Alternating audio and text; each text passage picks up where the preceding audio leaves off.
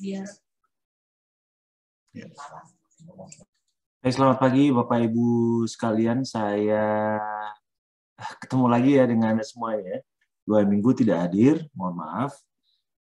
Pada saat kemarin saya sebenarnya mengadakan acara untuk peringatan 1 tahun haul. Ibu saya di kota kelahiran saya, Magelang. Tetapi nampaknya teman-teman para anggota MOBI ingin bertemu. Jadi saya terpaksa mengikuti, ya, terpaksa dengan senang hati sebenarnya. Dari Yogyakarta saya ada 3 kali pertemuan, kemudian di Jakarta mungkin paling banyak, 4 kali pertemuan, dan kemudian di Bandung. Dari hasil pertemuan itu saya menemukan betapa antusiasnya Bapak Ibu sekalian ya, dalam menyambut. Sebenarnya saya tidak ingin sambutan yang buat saya mewah banget. Sebenarnya saya orang biasa saja yang tiba-tiba merasa jadi begini ya situasinya ya. Saya sebenarnya hanya ingin membagikan pengetahuan ini kepada Anda penderita diabetes yang seharusnya berhak mendapat ilmu ini. Karena pengetahuan ini tidak sengaja saya temukan dan kemudian saya dalami untuk penyakit jantung saya. Tapi ternyata malah cocok untuk orang-orang yang diabetes. Karena saya uji berkali-kali, ternyata ini paling berhak diberikan kepada penderita diabetes. Dari beberapa pertemuan ini saya menemukan beberapa hal yang menarik mengenai pengalaman-pengalaman orang per orang, pribadi-pribadi bertemu langsung dan mendengarkan keluhan serta testimoni mereka langsung. Nah, kemudian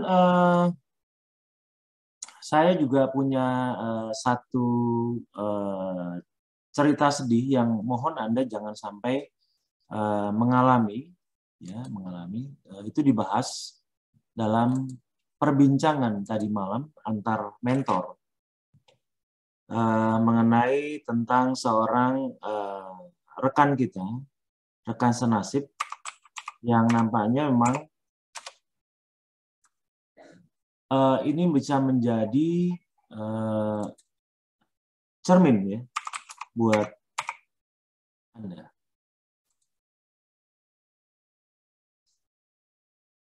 Mudah-mudahan Ibu, Bapak tidak mengalami hal ini dan kita bisa mengambil hikmah dari kejadian ini. Mohon maaf sebentar.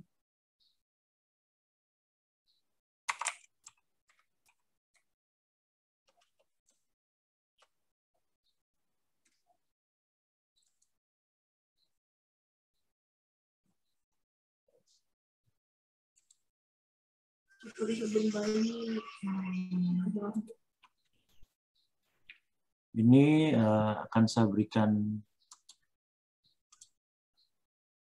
sedikit tayangan, tidak agak mengganggu, tapi membuat Anda mengerti bahwa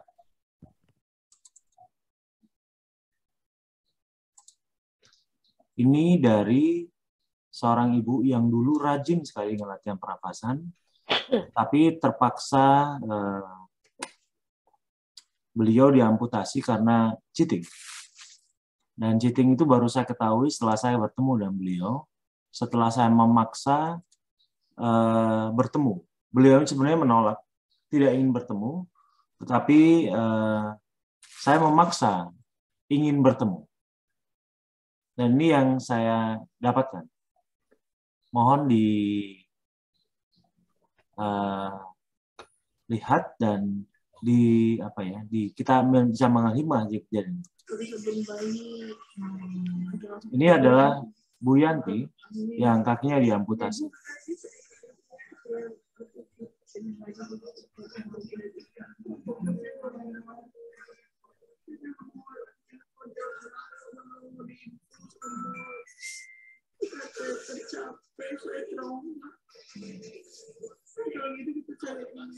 usaha ilmiah bisa dulu baru besok nanti dia mungkin bisa dimanfaatkan secara dia gitu tentang harus ini supaya membuka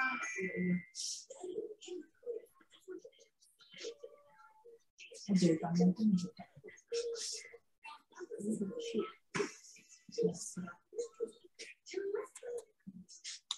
ya kira-kira seperti itu. Sebentar ya. Kemudian ini adalah gambar yang terakhir dikirimkan ke saya. Mohon waktu sebentar. Ini gambar yang dikirimkan.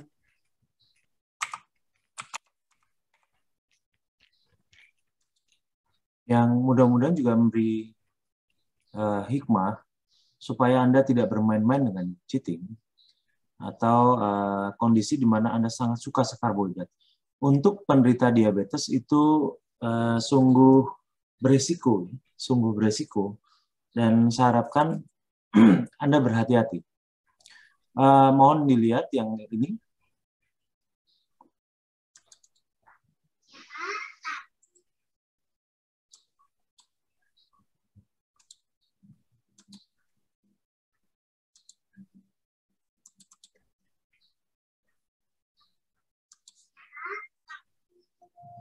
Ini adalah kondisi terkini.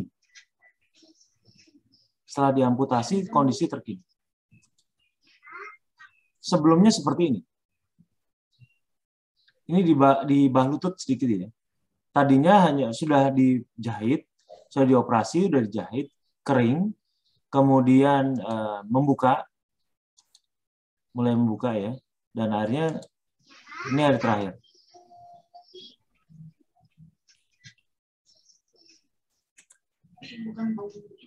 Ya, jadi ini sungguh tragis. Jadi saya tidak pernah berharap bahwa Anda mengalami itu. Saya tidak pernah berharap. Saya berharap Anda semua sehat, harus sembuh dari sakit ini. Oleh karena ini, saya menghimbau pada Bapak Ibu sekalian, pelajaran ini, materi-materi yang diberikan dalam pelatihan ini sama seperti waktu kita mempelajari matematika atau belajar membaca, belajar berhitung, ya. Itu pada waktu SD. Kita sering berkeluh kesah, gurunya nggak benar atau kitanya yang kurang cermat.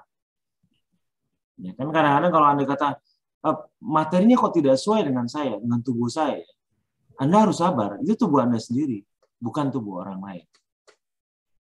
Pada saat mentor-mentor menyampaikan, menyalurkan pengetahuan kepada Anda, mungkin saja mentor akan mengalami kesalahan. Tapi faktanya memang ribuan orang yang berhasil disembuhkan. Nah, cuman sekarang masalahnya, apakah kita sudah memahami diri kita sendiri? Memahami maunya tubuh kita. Itu sama seperti pada saat kita belajar berhitung. Kok nggak ngerti-ngerti saya? Kok saya nggak bisa sih materi ini? Kok saya nggak bisa membaca sih? Kok saya nggak bisa menulis dengan cepat sih? Jangan-jangan gurunya blow on. Materinya nggak benar. Sayanya sebenarnya, saya udah benar kok. Nah, rasa ego ini harus turunkan. Ya, Bapak Ibu, pahami diri Anda sendiri. Sekali lagi, materi ini adalah materi yang sangat holistik. Holistik begini.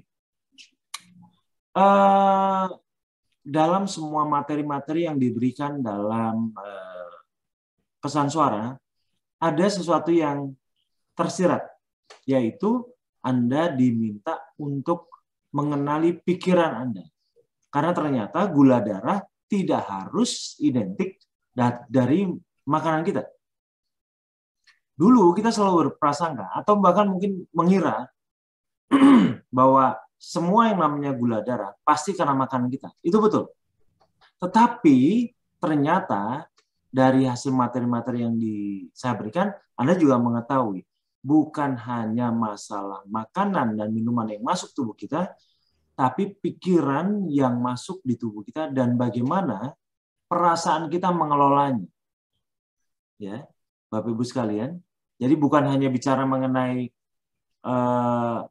apa yang masuk ke tubuh kita dalam bentuk makanan, tapi juga apa persepsi yang kita terima dari keadaan di luar. Apabila kita mampu mengelolanya dengan baik, maka tidak akan terjadi gluconeogenesis. Gluconeogenesis itu selalu dengan persepsi. Persepsi itu cara kita menilai ya, terhadap suatu kejadian, terhadap suatu peristiwa, dan kemudian itu masuk menjadi informasi kita dan diterima oleh tubuh kita. Terima oleh pikiran kita, dan kemudian tubuh kita bereaksi. Menaikkan hormon kortisol hormon stres ya, hormon adrenalin juga, hormon semangat, dan juga segera direspon oleh liver dengan mempersiapkan bahan bakar yang cukup. Gluconeogenesis.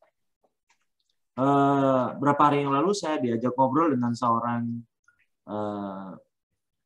mengakunya employee di sebuah perusahaan yang sebenarnya kita kalau andai kata buat Yakult, buat yogurt itu sering sekali dia berbeda perusahaan Yakult. Saya kerja sampai kadang jam 12 malam, Pak, katanya. Saya bingung. Kenapa gula darah saya selalu saja di 130, 150. Padahal saya sudah seketat mungkin mengikuti caranya Pak Eko.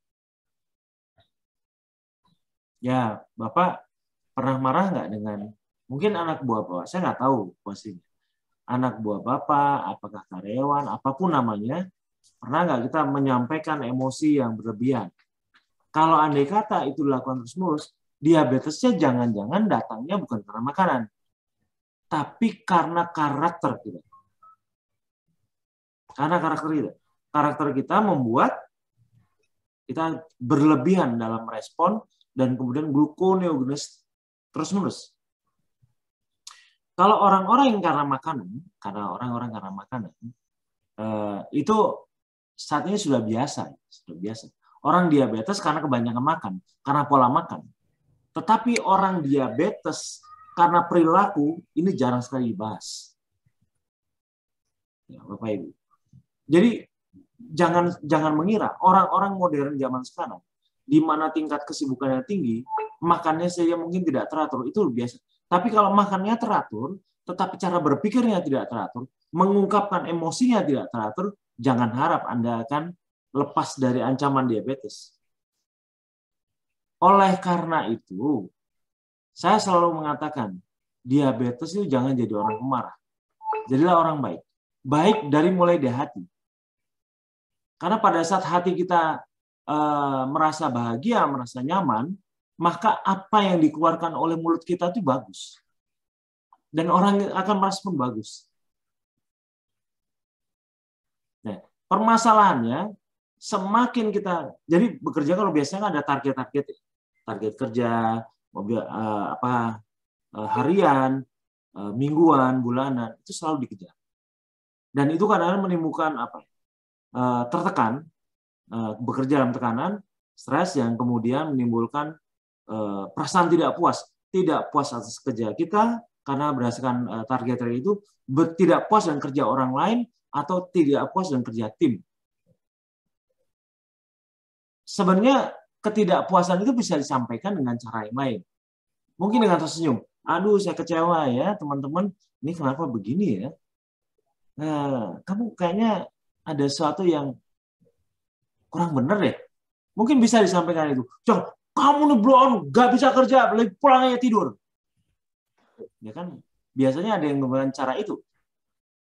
Tapi saya lebih memilih untuk orang diabetes gunakan kata-kata yang menunjukkan betapa ini menimbulkan beban. Coba pikiran lebih panjang. Kalau andai kata kamu tidak bekerja bagus, maka itu akan merusak hasil kerja tim kita. Kalau tim kita mungkin masih kecil, nggak apa-apa. Kalau andai kata makin besar, ini akan mempengaruhi penjualan, dan itu akan berpengaruh pada omset perusahaan, dan itu kembali berpengaruh pada kita. Pilihannya seperti itu. Memang bagi sebagian orang, wah Pak Eko ngomongnya panjang banget kayak gitu, jelasin ke orang-orang kayak gitu, nggak perlu, tembak aja langsung. Iya kan? Tapi, ya itulah, orang diabetes tidak punya pilihan banyak. Tidak punya pilihan banyak. Orang diabetes itu memang harus dipaksa untuk menjadi orang baik. Baik makannya, baik hatinya, baik pikirannya. Susah banget itu. Susah banget. Makanya pelatihan ini disebut dengan pelatihan yang holistik. Dari pola makannya kita perhatikan, pola hidupnya, gaya hidupnya diperhatikan, ya, dan juga pernafasannya. Tapi juga dia mengerti mengenai tubuhnya sendiri. Ya, Bapak Ibu sekalian. Nah, kemudian pertanyaan-pertanyaan umum. Pak Eko, saya suka cheating. Lalu apa yang harus saya lakukan kalau andai kata saya menemukan gula darah saya naik gara-gara cheating saya? Cheating itu tindakan iseng-iseng. Ya, cheating itu cuma tindakan iseng.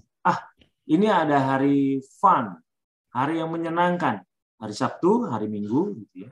Saya mau cheating. Itu juga sekali lagi saya tidak ingin membicarakan mengenai seseorang ya.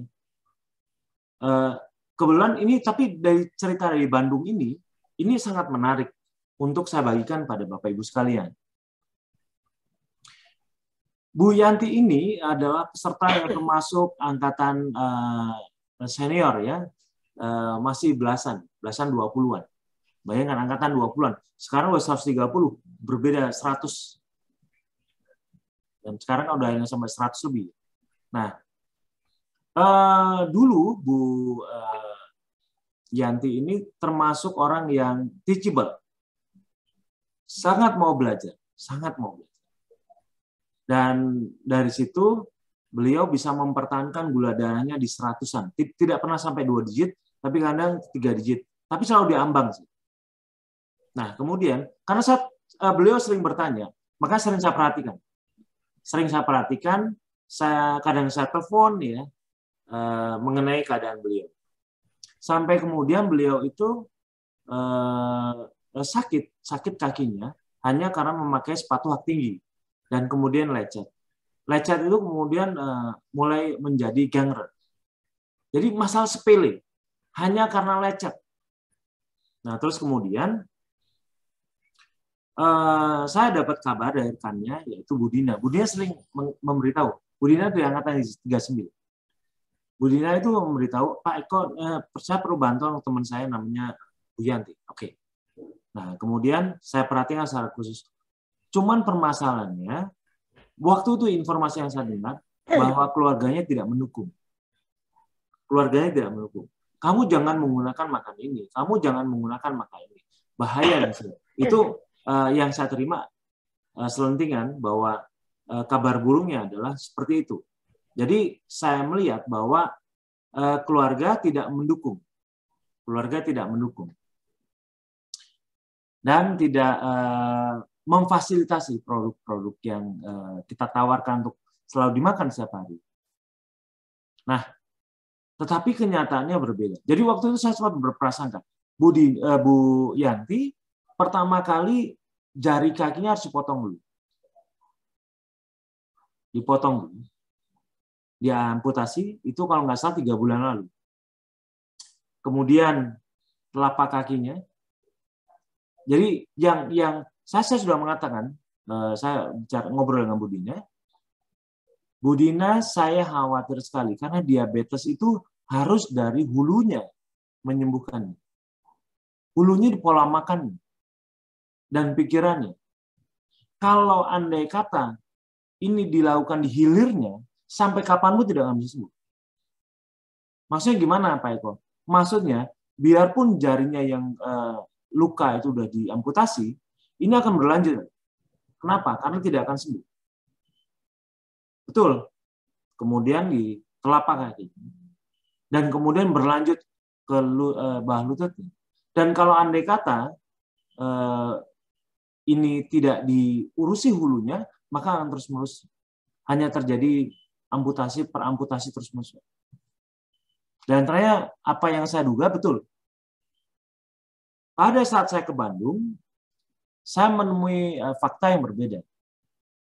Pada saat saya bicara dengan suami Bu Yanti, anaknya, saya boleh nggak? Waktu itu saya minta izin sama Bu Yanti, saya boleh nggak ketemu suami ibu? Oh boleh, saya boleh nggak ketemu anak? Siapa yang ngurus ibu? Oh iya, suami sama anak ada 3. Ada cucunya juga. Nah kemudian dari tanggung jawab, saya selama ini nggak tahu. berapa masalah materi-materi yang Pak Eko berikan. Terus saya tanyakan, Bapak apakah mengerti yang namanya gula, glukosa, penyebab dari diabetes ini?